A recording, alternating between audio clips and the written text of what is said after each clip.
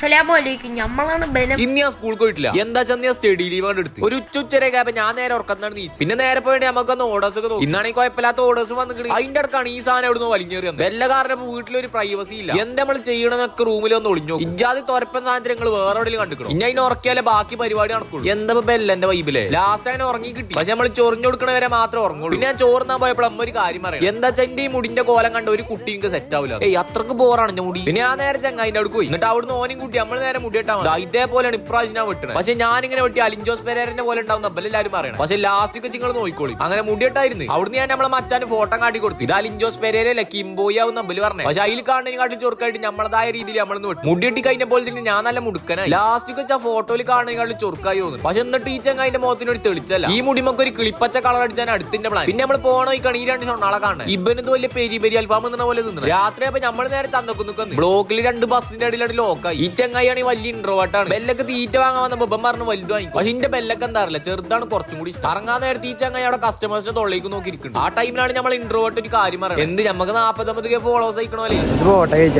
പക്ഷെ നിങ്ങളെല്ലാരും കൂടി വിചാരിച്ച അതിന്റെ ഒന്നും ആവശ്യമില്ല. അപ്പൊ ശരി എന്നാ.